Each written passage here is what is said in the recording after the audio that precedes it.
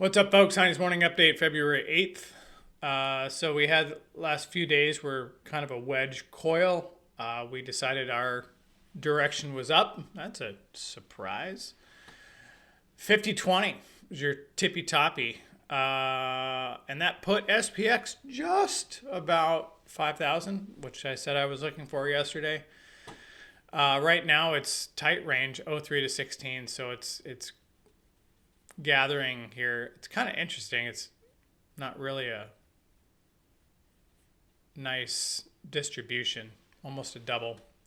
Anyway, first batch of singles down to 99.50. Next one's down to 84. Those are going to be levels that I'm watching. So 84, 99.50. We lose those. We get him back into traffic, which is basically 75 to 70 here.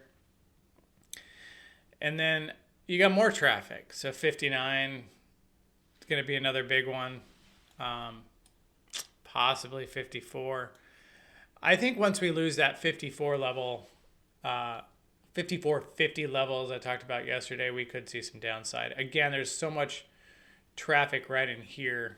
Once we lose that wedge back again, I think we're going to head down.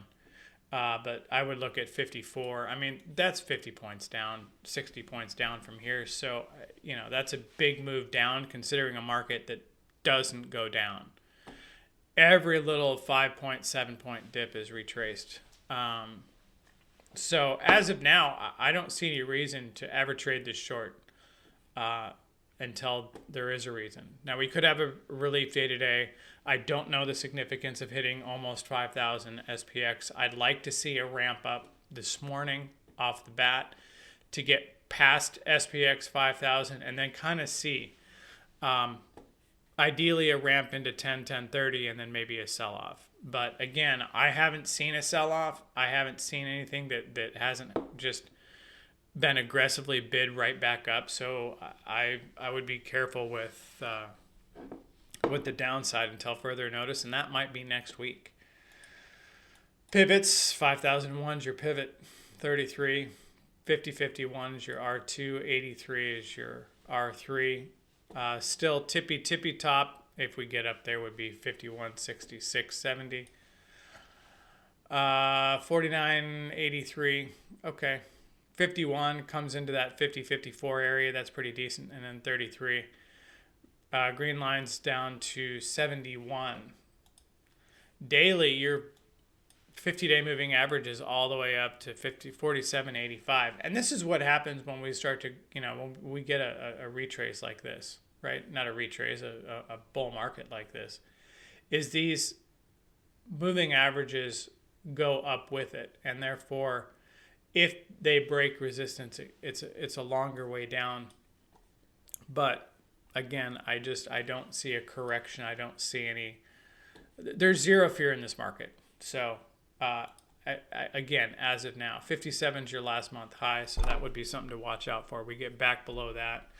Your open and close of the month was 48.76. So, I mean, this is just, I've said it before, I'll say it again, it's ridiculous. It's absolutely ridiculous. So,